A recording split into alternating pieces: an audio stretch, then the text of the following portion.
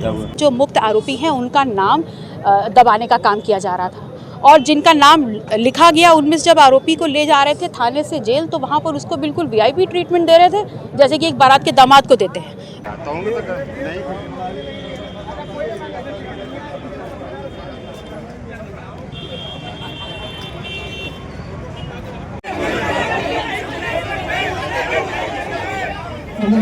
लीपापोती कर रहे हैं और जिसको संरक्षण मिला हुआ है सत्ता के उसके हक में उसकी पैरवी ज़्यादा कर रहे हैं। उनको ये लगा था कि थोड़ी देर का प्रदर्शन होगा, थोड़ी देर हो हल्ला होगा और चले जाएंगे।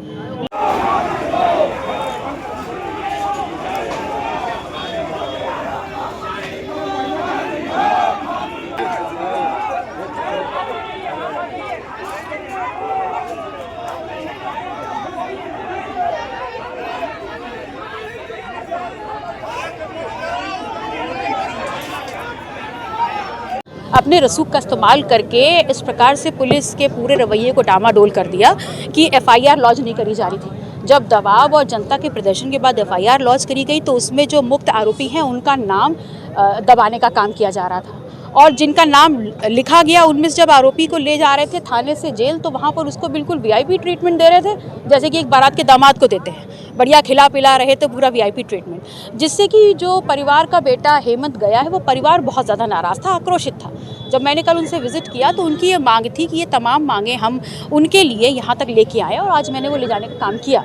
यहाँ पर प्रशासन ने हमारे मांग पत्र को स्वीकार किया है और आश्वस्त किया है कि शाम 6 बजे तक हमको आज वो अपडेट्स मिलेंगे। यदि अपडेट्स नहीं मिलते और जो मैंने मांग की है उसके अनुसार न्याय नहीं होता है तो पुनः हम अपना दल आपको पुनः बनारस की सड़कों पे दिखाई देंगे। आपकी पार्टी और आप द्वारा लगातार इस मुद्दे को उठाया जा रहा है। आप इस कड़ाके की धूप में बैठी थी, काफ़ी इंतजार कराया गया और पत्रक लास्ट में लिया गया, तो क्या लगता है कि जानबूझकर किया गया या क्या मंशा थी? देखिए, यहाँ पर इस पूरा जो हत्याक्रम रहा है उसमें पुलिस की जो भूमिका रही वो तो संदिग्ध है। मैंने पहले ही कहा, लीपापोती कर रहे हैं और जिसको संरक्षण मिला हुआ है सत्ता के उसके हक में उसकी पैरवी ज़्यादा कर रहे हैं। उनको ये लगा था कि थोड़ी देर का प्रदर्शन होगा, थोड़ी देर हो हल्ला होगा और चले जाएंगे, लेकिन हम भी उनको ये बताना चाहते थे कि ये जनता की आवाज़ है और मेरी भूमिका इस जनता ने विपक्ष में तय करी है, जनता के मुद्दों को उठाने के लिए।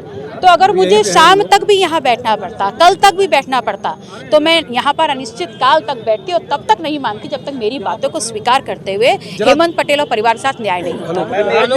आपकी बहन वो भी अपना दल की है और सोनेलाल पटेल की कुछ नहीं हो रहा है, वो लोग भी इसमें आगे बढ़ चुके हिस्सा ले रहे हैं। विधायक जी गए थे मिलने पटेल के परिवार से, क्या करना चाहिए? उनकी भूमिका क्या है, आपकी भूमिका में क्या अंतर है? देखिए, मैं अपनी भूमिका इस प्रकार मानती हूँ कि मैं विपक्ष में हूँ और मेरी भूमिका है जनता से जुड़े जो भी ऐसे प्रसंग है जिसमें जनता के साथ अन्याय हो रहा है वो मैं सत्ता पक्ष के सामने पुरजोरी से रखने का काम करूँ।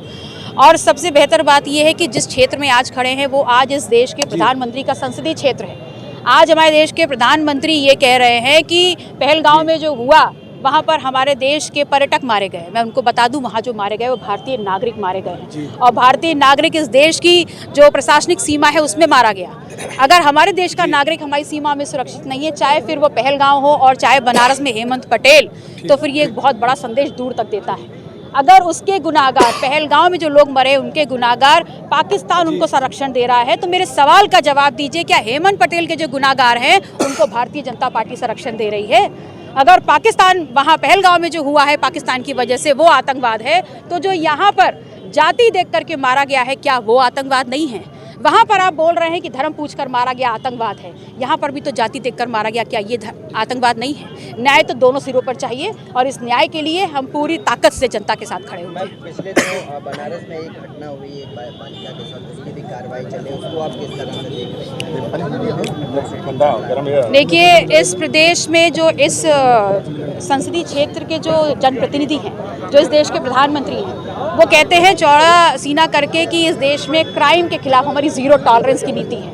लेकिन आपने जो घटनाक्रम बताया, जिस घटनाक्रम में न्याय के लिए आज हम खड़े हैं, चाहे लखीमपुर ले लीजिए, सीतापुर ले लीजिए, चाहे उत्तर प्रदेश किसी भी जनपद की जो घटनाएं हो रही उनको ले लीजिए, तो जो जीरो टॉलरेंस की नीति है ना, उस पर जोरदार तमाचा ये अपराधी मार रहे हैं और बताने का काम कर रहे हैं कि जितना पुलिस और प्रशासन का मनोबल इस बात को कहते हुए हाई है कि हम जीरो टॉलरेंस की सरकार चला रहे हैं, उससे ज़्यादा मनोबल इस वक्त इस प्रदेश के अपराधियों का हाई है कि हम इनकी जीरो टॉलरेंस की नीति को जोरदार तमाचा रोज मार रहे हैं और सरकार कुछ नहीं कर पा रही है।